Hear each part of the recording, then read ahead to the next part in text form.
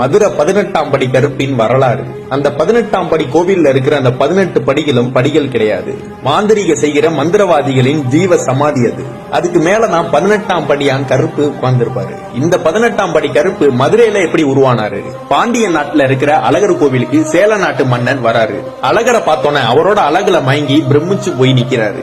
இந்த அழகரை எப்படியாச்சும் கடத்தி நம்ம நாட்டுக்கு கொண்டு வரணும்னு எவ்வளவோ திட்டம் போடுறாரு. அந்த சேல நாட்டுல உள்ளவங்கன்னா சொல்றாங்க, அது ஒரு சக்தி வாய்ந்த சிலை, அதை அவ்வளவு சீக்கிரம் கொண்டு வர முடியாதுன்னு. எப்படியாவது அந்த சிலையை எடுத்துட்டு வந்துடணும்னு 18 மந்திரவாதிகளை ஏற்பாடு பண்றாரு சேல நாட்டு அரசர். அந்த மந்திரவாதிகளும் சொல்றாங்க, அந்த கடவுள் ரொம்ப சக்தி வாய்ந்தவர், மாந்திரிகம் தாந்திரிகம்னா செஞ்சுதான் அந்த சிலையை கட்டுப்படுத்தி எங்களால கொண்டு வர முடியும்னு சொல்றாங்க.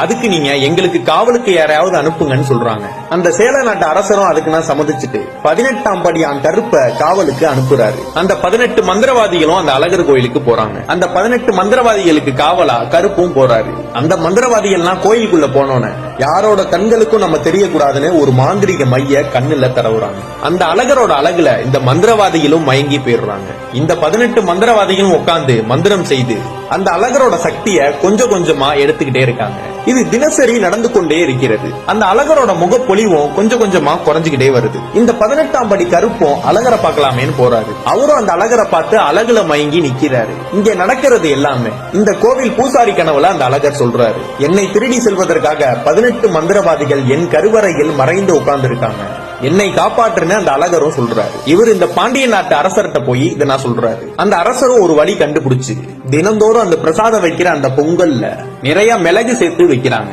அதெல்லாம் சாப்பிட்ட அந்த 18 மந்திரவாதிகளுக்கும் மிளகோட காட்டத்தினால அவங்க கண்ணுல பூசின அந்த மையினா அழிஞ்சு அவங்களோட உருவனா தெரிய ஆரம்பிக்குது. அந்த 18 மந்திரவாதிகளும் அந்த ஊர் மக்கள் கண்களுக்கு தெரிய ஆரம்பிச்சிட்டாங்க. அந்த மந்திரவாதிகள் இந்த அழகரை எங்கள் நாட்டுக்கு கடத்த வந்தது உண்மைதான், ஆனா அந்த அழகரை பார்த்து அவரோட அழகுல மயங்கினதும் உண்மைதான். அந்த 18ஆம் படியான் கருப்பும் வெளியில வராரு. எனக்கு இங்க இருந்து சேல தேசம் போக விருப்பம் இல்ல, அதனால இந்த கல்லழகருக்கு நான் காவலா இருக்கேன்னு சொல்றாரு. இந்த 18 மந்திரவாதிகளும் நாங்கள் எல்லாரும் செய்தது தவறுன்னு சொல்லி எந்த அழகரை நாங்கள் கடத்த சென்றோமோ அந்த அழகருக்கு காவலா நாங்க இருக்கோம், அந்த பொறுப்பை எங்களுக்கு கொடுங்கன்னு சொல்றாங்க. அதை இவங்க பிறவி பயனா எடுத்துக்கிட்டு அந்த அழகரை காக்குறாங்க.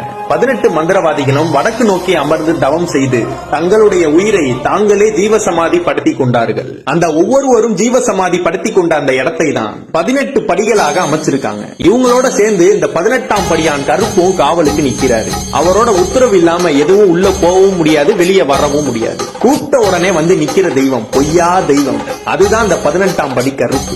உண்மை எங்க இருக்கோ அவங்களுக்கு பக்கத்திலேயே இருந்து வெற்றி பெற செய்யக்கூடிய தெய்வம் அப்படின்னா கருப்புக்கு நிகரான தெய்வம் எதுவுமே இல்ல.